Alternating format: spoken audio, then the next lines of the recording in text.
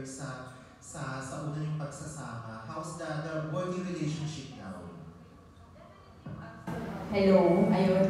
Definitely, iba na talaga yung panahon. Pero what's good about working with Diego, ano ba yung... the good thing po about working with Diego is, nakatrabaho na siya before. We co-hosted ASAP Chill Out together for a couple of years.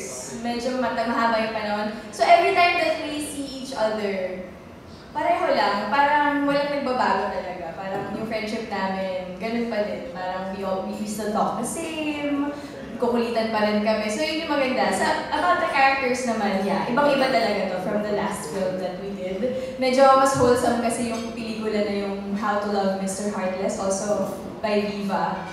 Kung mapapanood niyo po nasa Prime Video siya. Ibang-iba talaga yung story niya from in between. And yes, totoo po, nag-mature talaga yung characters namin. I think we were portraying college students nung huling film na ginawa namin.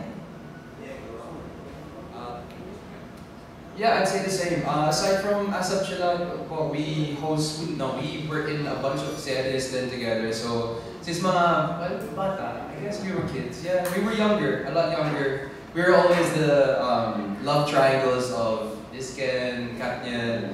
So, tagal namin magkasama ni Sue. So, I feel really comfortable working with her. Sana nga dito yung last today, maybe, diba? So, it's always something to look forward to when I'm working with Sue. And the first time working with Direk Gino naman, sana nga talaga. There will be another, not just this one. The characters are definitely different because they're older and this is more about love. Mr. Heartless naman wasn't specifically about finding a partner. Yeah, it's mas family-oriented siya. And this one I think is swak na swak sa edad namin ngayon sa buhay. Ito talaga mga pinagdadaanan ng mga 30s, late 20-year-olds and swak na swak sa akin din. So yeah, I hope I answered your question. Of course. Congratulations, Diego and Sue. And yung next question is for Direk. Direk, ang galing-galing mo magkwento ng mga love story, no? So dito sa in-between, anong atake yung binigay mo para kay Sue at Diego on their more mature roles compared to sa previous projects nila? For this one naman, it's actually a very personal story sa akin. For me, we deal with, actually alcohol, and we went to a lot of bars together, nag-immerse kami, and of course, palessons pa kami, bartending and all that, tasting different types of alcohol. For this one, it's very different and personal in a way na mas mature na ako as director. The topics here mas malalalim, yung mga hugot ng mga tao dito. It's more emotional, I guess, and not just sexual, but also emotional in that sense of level. But I'm very excited kasi Diego and Sue, they're very open, they're very collaborative, and sobrang ang daming inputs, not just from me and the writers, but also from them as actors. So, ibang-iba yung makikita yung, characters dito sa in-between. I'm very excited for people to see it. Thank you po, and congratulations po. Thank you for your questions. That was Von Belinario of TV Digital Entertainment. Up next, we have Miss Aster Amoy of TikTok and People's Journal. Hi, Diego. Sue, of course, Direk. Si Direk muna. Direk, kanina tulad ng sinabi ni Jean Calvin, bakit hindi ka nag-artista more than being the director? Kasi you're good to be in the movies, not behind the scene. I'm not good with memorizing. Magagalit ako sa sarili ko. At mali-mali yung blocking ko siguro. So, dito na lang ako behind the camera. Thank you, Direk. Sue and of course, Diego, you've been working together. This is your second movie together. Tapos you've been working together pa sa ibang projects before. Like what you said, ngayon kayo nag-portray na parang more mature roles. Ibang character ang inyong ginampanan. And of course, there should be other discoveries as well. Kasi matagal yun. Pwede paano yung microphone kaka-bother? May ugong eh. Yun, wala. Hello? Hello? May feedback? Nawala na. Okay, anyway. Syempre, the first movie you had, what year was that? 2 years ago? 2022 po. 2022. So medyo matagal-tagal. So ito yung first project you together after almost 3 years. So discoveries, anong na-discover niyo sa isa't isa? Kasi marami, like what you said, marami na kayong pinagdaanan since then. Pero ako parang kilala ko naman na si Diego ever since. Ngayon po siguro dahil nga daddy na si Diego, may mga konting changes. Parang sa project na to lang kami ulit nagkita na may baby na po siya. So doon nakita ko yung maturity niya, really how he loves taking care of Hailey, how he loves talking about his daughter. Yun siguro yung pinakamalaking discovery ko na sobrang girl dad ni Diego. Talagang love na love niya maging girl dad. I saw Sue go through a lot. Yun na nga, kagaya ng sinabi namin kanina. Don't worry. Maganda to. Promise. I promise. Just wait. We don't talk often, pero when we see each other, parang walang, it's like we're still best of friends as before. So, last time I saw Sue, when I saw her this time, I said, Sue, do you remember years ago, hindi ko na yung mga sinasabi mo. But I see now, she's in a really happy place. So, right? Yeah. She's in a really happy place. And that's nice. When you see your friends you haven't seen, like yourself, Tita, may kaibigan ka na hindi nakita for a very long time. So you see them blooming sila, iba yung aura nila. So, it's nice to see Sue in a happy place in her life. The same way she saw me na nakarama that, iba rin yung, disposition ko in life, I guess. So actually, I asked Diego in my blog, kasi maraming beses na kayo nagkasama. Was there a time, nakakabalag talaga ng microphone, was there a time na nagpalipad hangin or nagparamdam si Diego sa iyo? Sana nga po eh. It's too late. I'm kidding. Before yun, itong sinasabi ko before na Wala na eh. Wala nga, I thought this is easy. If only. No. We're that close, I can joke with Sue like that. It's not a big deal. But next time, ask again in 2 years. Mga bigyan mo pa ng 2-3 years. Baka pwede. Anyway, sana I can also have an exclusive interview with Sue. Looking forward to it. Anyway, naka-upload na yung interview ko sa iyo, Diego. It's now out. Marami siyang ikwento doon. Like what you said, sobrang marami actually ang nabago kay Diego, magmula din tatay siya. So, Diego, keep it up. Sana magtuloy-tuloy. Kung si Sue ay nasa happy place ngayon, I hope you are sa ibang sitwasyon. Right? Congratulations on this movie. Thank you. Thank you. That was Miss Esther Amaya of TikTok and People's Journal. Up next, we have Miss Lea Soltera of ABS-CBN Entertainment, People's Journal, and PhilStar. Hi, good afternoon. Good afternoon, Jens. Good afternoon, Direk. Direk muna. Yeah. Direk, since it's your first time to work with Diego and Sue, how did you break the ice with them? Actually, ang bilis. Nakita ko pa lang sa reading, no? Sa script reading. That's the first time I met Diego and Sue personally. But si Diego, nagka-text na kami before we saw each other because of Colleen.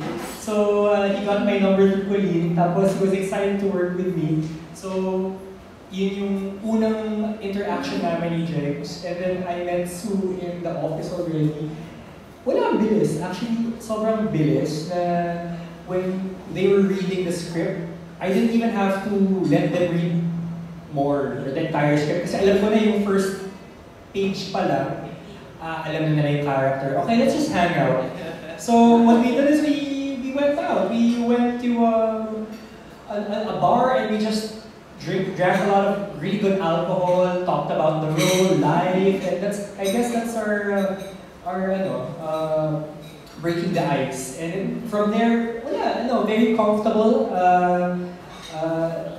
Saya-saya lang namin sa set. And if you look at them right now, how they talk, sa scene sa movie, it's ang dami pa nilang nabibigay yung ibang I guess, trivia or, mga banters.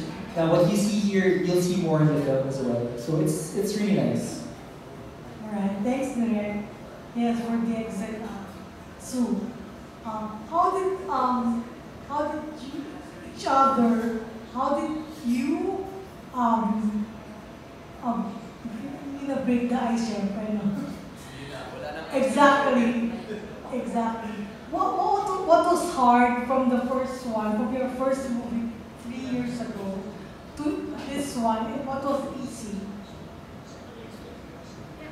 Most definitely po siguro transitioning into the more sexual characters. Kasi from our past projects, we didn't have those intimacy, intimate scenes. So, mas But this intimate time, yun. mas intimate po. I'm not saying that it was the hardest na mahirap, pero I think sa lahat, yun lang talaga yung kakaiba po from the past na mga nagawa namin. But still very comfortable. It was a very, very safe environment. We had, to a point, we had an intimacy coordinator para safe lahat ng mga intimate scenes namin. Talagang Viva really took care of us. And hindi po kami nahirapan. Actually, sa For this one, even for this one. Yes. Okay. Yeah, copy-paste. It was... yeah, copy-paste. Nakapanibago lang na yun nga. I kissed Sue. Yeah, for this, so... It's like after how many years of working together, we never had a scene na kailangan maganda. And it wasn't just a kiss. Hindi kita sa trailer, no? Dapat abangan. Sorry? Dapat abangan kasi hindi na siya yung parang typical na kiss. I said to myself, I don't think I've done anything this wild yet. Guys, don't worry, walang butt exposure. No, you're not gonna see my butt, no. But the kiss was pretty up there. It was pretty top cut, yeah. Alright, thanks. Thank you. Good luck. Thank you. Alright. Thank you. That was Miss Lea Salter of ABS-CBN Entertainment, People's Journal, and PhilStar. Up next, we have Miss Kate Adahar of Plantón Republica. Hi, good afternoon. My first question for Sue and Diego. Is it more awkward pag close or kapag hindi mo ka-close yung makaka-eksena mo ng medyo much intimate?